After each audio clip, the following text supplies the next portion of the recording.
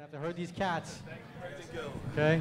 Testing. Everybody, shh. We have a great final panel. Let's give them some respect. Show them some love.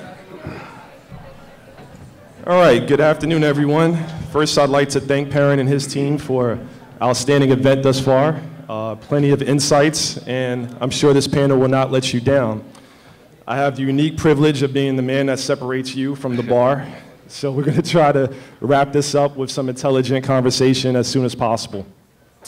My name is Morris Martin. I'm the Director of Insights at Velti. I'm tasked with empowering advertisers to really make moves in mobile, to move beyond the constant metrics and facts and, unfortunately, Mary-Meek figures and percentages and so on, and really come up with actionable insights based on their data that delivers valuable results. I spent most of my career at Atlas, within the Atlas Institute think tank, responsible for a lot of the attribution research, such as engagement mapping, that you've probably seen over the past few years. And today we're going to talk about how to get real mobile money from clients. We'll spend about a couple minutes doing a quick intro. We'll have some question and answers, and then we'll play what I like to call a word association game to get your quick 5-second thoughts on some words that I throw out, buzzwords in the industry. So without further ado, let's introduce our panelists. I'm not Sal. I'm Brian Anderson, partner and Chief Digital Officer at Carry-On here in New York and New Jersey. Happy to be here at the last minute. Thank you. Hi, I'm Andy Hoffman. I'm the Director for Mobile Marketing at Mobext. And again, as well, happy to be here. Work with a great group in the back. Good to see you guys all make it. I'm Dirk. I lead mobile for DraftFCB based out of Chicago. Go Bears. Oh, there's a lot of Cowboys fans in here. Let's start with a bit of a softball. You know, throughout the day, we've been talking about mobile and how it's only 1% and it's scheduled or projected to grow to a $20 billion business in 2016, I believe was the latest metric thrown out there. But, you know, the panel is really devoted to talking about how to get real mobile money from clients. So how would you define real mobile money? Is it moving from 1% of media spend to 2%? Is it going from 5 to 20 billion? You know, what is that point that we can say, hey, we finally achieved and are getting real mobile money from clients? I would say that the first thing would have to be that it would have to stop being considered to be mobile money. It would just have to be the right avenue to reach your client. And as soon as we are able to kind of break down the walls of like the channel, right, and look at mobile as more than a channel, as a way to convergently reach multiple people, different ways, personal touch points. And that's a different type of conversation than when you're traditionally just thinking about how it's going to be, oh, we need to go from 1% to 2%. You know, that would, you know, obviously double all of our revenues, but that's not really going to change the conversation until you start thinking about it differently. Yeah, I agree. I mean, it's good that the MMA came out with that study, you know, with the 7%. I think that, you know, sets a benchmark, but again, I think it depends on the client. I don't think you can put a percent or a number on it. But I mean, it's good that there's at least a benchmark of 7% out there. I look at it a little differently, I think, or we do at Carry On, because we really don't go in thinking about the lines of demarcation as to spend and allocation and where it goes. We take a look at the overall complexities of the campaign, the target, segmentation, and the reach. And at the end of the day, we've been pretty successful in convincing the brands, the clients, brand managers, and people responsible for the allocation of expenditure to take a look and see that the engagement of the experience from the creative side, from the strategic side, through the full executional aspects of it belong in multi-screen across all channels. And we kind of like to surprise them at the end of the day as to where that engagement is going to come from and then prove out our case based on that. And a lot of the brands that we do work with seem to be very, very perfectly aligned for execution within the, although people refer to it second, third screen, we typically like to think of it as first point of contact. So we see numbers at a little bit of a higher rate, as I shared with you backstage. Our revenue within the agency of mobile expenditures from creative and media is approximately 35%.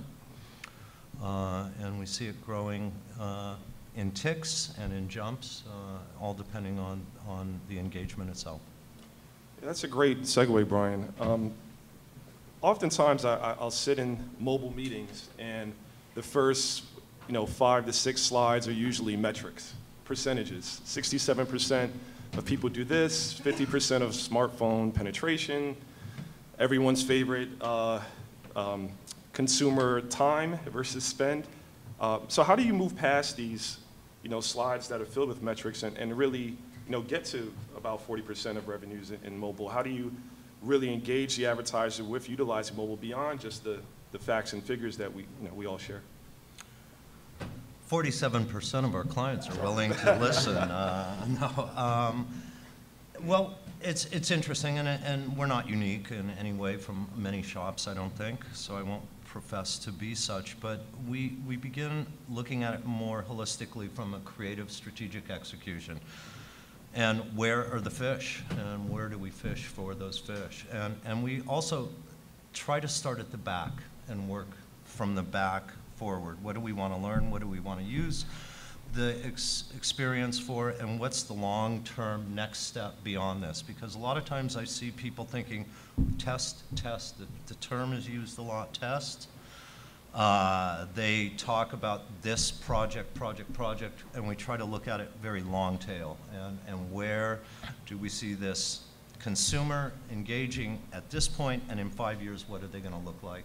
So working backwards from there, where do we build the trust, build the equity within that trust? And the most intimate device that we have right now is in our pockets or in our palms of our hands most of the time. So it's not a hard sell. It hasn't been, and we're fortunate to work with brands that recognize that and that are targeted to a demographic that is highly engaged with mobile as well. So.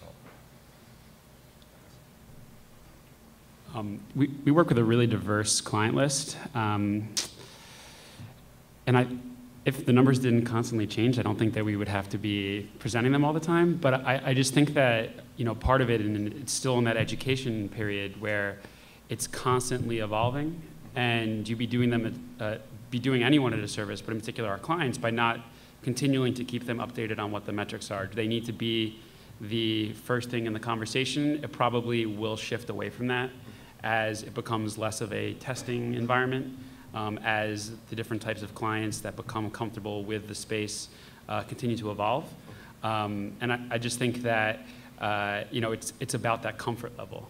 And a lot of times, like, stats do help make everyone feel comfortable, and then that ties back to the whole, some other stuff they'll probably talk later about with analytics. So I'll leave that until later. But. Yeah, I agree. I mean, mobile's growing, everybody knows that. A lot of times what we talk to our clients about is get your hands dirty.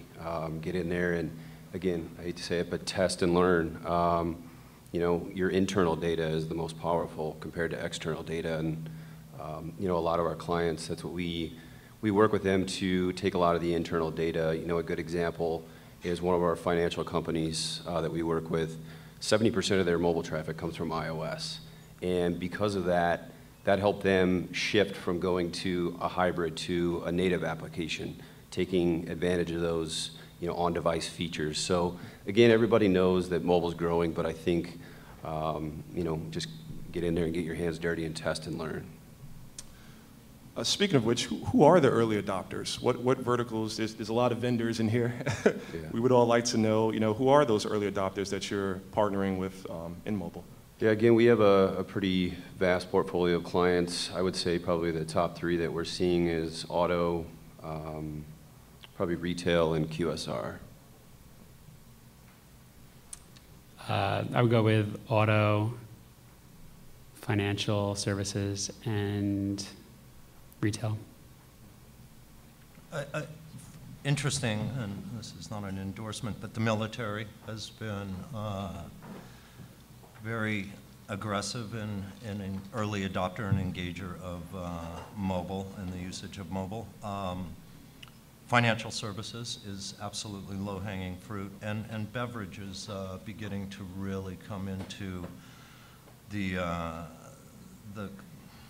form, I guess, in a big way, and wanting to drive on-premise and pre, during, and post consumption moments. So it's a great opportunity to utilize as native technologies to do such. So that's where our focus has been. You know, Andy and Brian, you both mentioned financial verticals. That actually surprises me a little bit, knowing all of the legal paperwork that you have to go through to get them to do even a digital campaign, let alone a mobile campaign. You know, that strikes me as a significant challenge. So how did you, with financial verticals specifically, you know, get them to start using mobile, knowing, you know, all of the hurdles that you have to jump with that particular vertical? I don't think that it's us getting them to want to do it. It's them feeling comfortable with it. And I just think that it really depends on the client and their ability or their desire to want to try something new and different.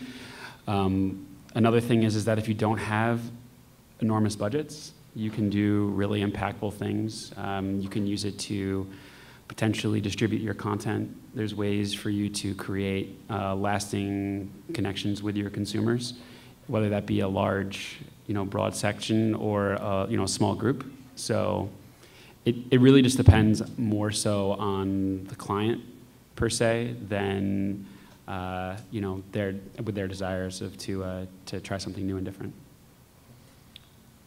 Compliance groups, I think, are who you're referring to, the Department of No. They react to two words: conspicuous absence. That they recognize that they need to be omnipresent. They need to impress the brand as much as possible, and the convenience to which they tout, to which they a lot position themselves around, is served very well through mobile technology.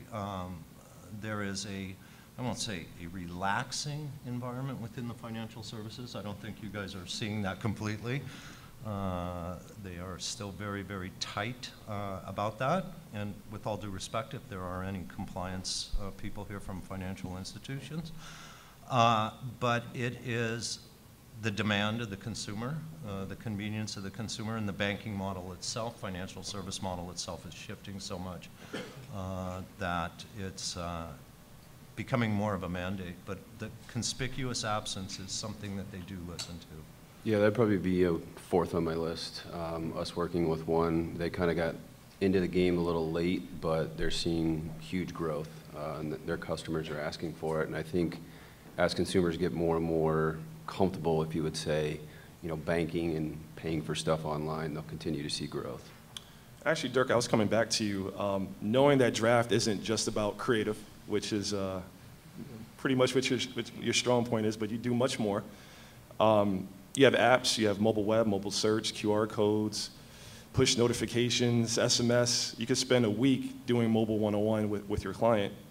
What is that easy win when you get into that presentation, that big meeting?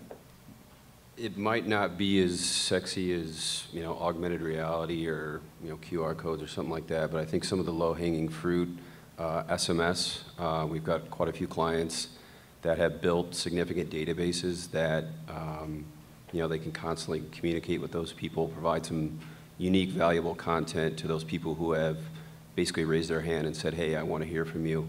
And then just mobile web. Believe it or not, there are some brands out there that still don't have a mobile web presence. And again, that is part of my job, is educating not only our account teams, but our brands as well. And the couple clients that didn't have a mobile web experience, I basically asked them to pull some of your reports from Omniture, Google Analytics, and believe it or not, a couple of those examples, roughly 10% of their traffic was coming from webs or mobile. So it was pretty much a no-brainer for them.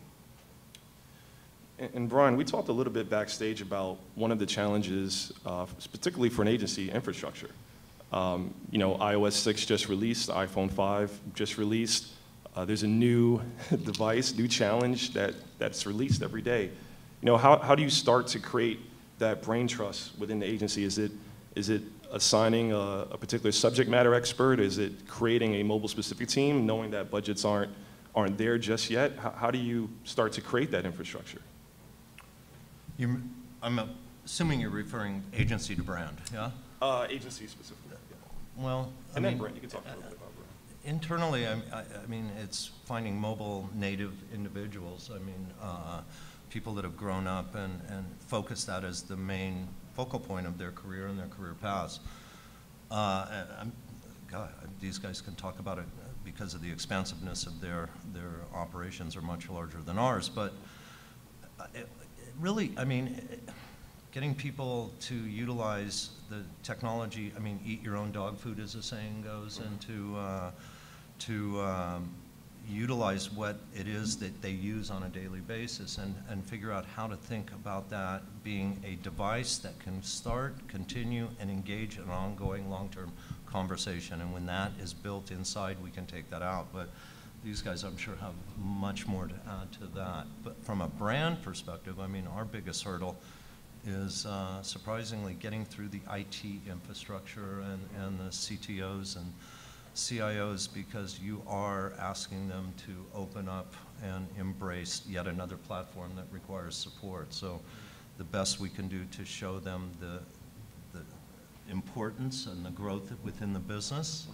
the growth within the equity of the brand, and the sustainability. By doing so, we get a champion inside, and that's a big hurdle that I don't know anybody else in the room goes through, but we see it quite often. And Andy specifically, you know, we've talked a lot about some of the challenges and infrastructure and so on. What's some examples where a client didn't want to do mobile or just was very afraid, very hands-off, and you jumped that hurdle and you got them to use mobile, and there was ROI, there was success there? You don't have to name drop. Please do if you can. But I'd love to hear about it. So I'd say that we have a lot of clients in certain industries, especially in the clothing manufacturing fashion industry, that are still, they're still testers. You know, and I think that as the adoption of tablet devices, and they see a large propensity for sales on tablet devices for their products, they're going to become more acceptable and more okay with it. But then at the same time, you know, you'll get certain brands that are very progressive from a commerce standpoint, and there may be totally different teams for a brand perspective. So getting those two teams to be on the same page, you know, can sometimes, you know, be like Democrats and Republicans trying to co-sign a bill. But there really is, you know, the need for a lot of internal sign-off, getting those evangelists on your side within the client, and getting them to feel comfortable with the space in general. Dirk, you want to add? I mean, as far as infrastructure, it really depends on, I guess, the brand. I mean, they're not a client of ours, but I think Walgreens is a good example, based out in Chicago, where they got into mobile early. And I know quite a few people that work there, and I mean, they have a team of 30 to 40 people that are just dedicated solely on mobile. So again, I think it depends on the client, but on the agency side, you know, we as an agency took a pretty big bet and made a lot of investments in mobile. You know, and our practice is about, you know, 3 years old. But, you know, again, I'm constantly challenged from our clients to bring new ideas and continue to promote mobile throughout the agencies. So again, specifically on the agency side too, we see that opportunity there and continue to invest in time and resources. As respective agency representatives, I'm certain that you have no shortage of vendors that come in and preach about their targeting capabilities. We can geo-target, we can behavioral target, et cetera. But the number one question that probably comes up, especially with the financial vertical, is privacy. So where do we draw that line? Where do you say, stop, wait, is this crossing the line? Brian, do you want to say? Again, sharing what we shared backstage, I mean, privacy is not only financial services, but pharma, beverage, and a lot of sensitivities around privacy, age gating, et cetera. And man, that's a big question. It's conversation. Everything that we approach in this space from I hate the term, but display or to the creative executions that we put into play, journalism, brand journalism, is all based and surrounded through conversation and trust building and engagement building and relationship building. I want to be somebody who's on their phone, that they want on their phone, that they expect to see on their mobile device, and they don't have a problem seeing on their mobile device. That does not just happen successfully with one opt-in approach. It is an ongoing engagement where the person asks for more. It's like dating, as we talked about. You know, the slower you go, it might be more enjoyable at the end of the day, as opposed to rushing into things. But that, I mean, people will tell you, you will see through analytics, through metrics, when your lack of care of privacy or touch point has gone over the line, because you will see the erosion and the decline in engagement. So, you know, legally, where do you stop? I mean, there are standards that we have in place that we are self-policing, self-governing ourselves in and around that, and other legislation that's in place. But we look to the consumer to tell us enough's enough, or that's as far as we're going to go. And the technology exists to know when we've hit that saturation point. Predictions. I'm not going to ask you for a prediction. You've heard quite a number of predictions today. But I am going to ask you, you know, every year is a year of mobile, but what are we putting too much stock in? Is there a particular part of mobile that, you know, you just don't feel, maybe from an agency perspective or a personal perspective, that's not as worth as much time or attention that it's receiving today? I'll take the opposite. I think that mobile video isn't valued enough. I think that it really, if we're talking about the way that people are consuming data, and the thing that a lot of times people are doing a lot on their mobile phones is that video component of it. And you know, the conversation doesn't necessarily lend itself for mobile video to get the same place at the table that online video or traditional linear television get. If I had to choose, I'd probably say QR codes. I've heard them referenced as digital mosquitoes, but what we talk to our brands about that are considering, you know, slapping a QR code somewhere is if it's not unique or valuable content, don't do it.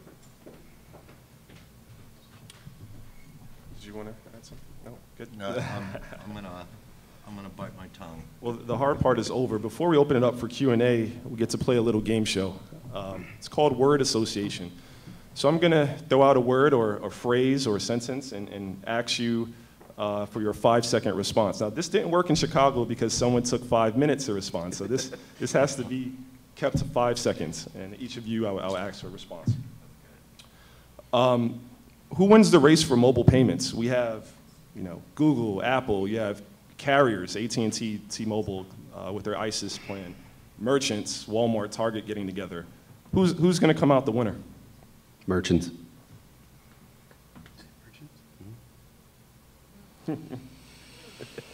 Tick, tick, tick. Everyone. It's such a cop-out, I'm sorry. iOS, I mean, that's the thing that's holding it back. Can't explain it. Yep. That's where we went wrong in Chicago. Consumers. That's a good one. Responsive design. I think Dirk's face says it all. I'm probably going to catch some hell for this, but I think it's a fad.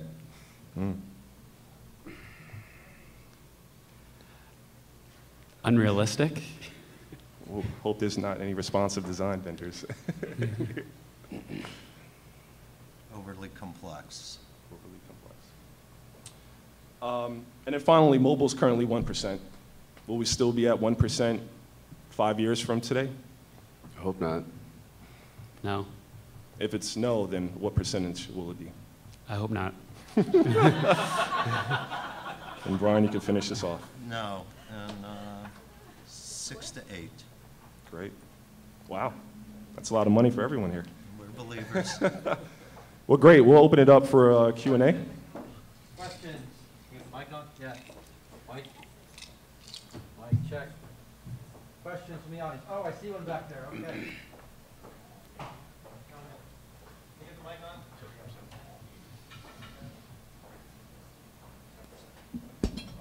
I need to turn the mic on. That was my fault. Oops. Женя Brisker, Morpheus Media. So we have a lot of luxury consumers who are struggling spending in digital, let alone mobile. When they start spending in mobile, we do show progress when it comes to tablet devices targeting, but not necessarily smartphones. So how do you convince your client to go beyond ROI when it comes to smartphone device targeting? Parent, can you rephrase? We had a little. How do you go, well, actually, one more time. It was how do you go beyond smartphone device targeting? Is that right? Yes. How you go beyond? How do you go? So how do you go? What kind of targeting parameters do you use on the smartphone to equate ROI? Is that good? No. Oh, Jesus. It sounded like most of the mobile spend you're seeing is on tablets, and you want to know how to convince consumers how to use. Yep. How do you go beyond ROI when you're working with the clients, convincing them to spend on smartphones, not tablets, smartphones? Only one-word answers, because the cocktails are getting cold up there. That means you, Brian. Well, I mean, so half the battle is educating everybody involved in the process, and it is an education process along the way. Dangerous are brand managers and clients that have basic buzzword vocabulary and knowledge of the technology. And determining the needs based on fiscal ROI is something that we look at very closely. And again, we approach it very holistically from all angles. So we're not putting the dependency of an ROI model, typical ROI, return on investment. I heard earlier return on idea, I like that. But we're not placing the burden of fiscal return off of one single aspect, meaning only mobile. The campaign, the execution, the experience has to pay off in totality, not individually, and support it along the way in each component in each platform. Okay, any other questions? Going once, twice? Okay, thank you, gentlemen. Thank you, Morris. Great job. Brian, thank you for pinch hitting.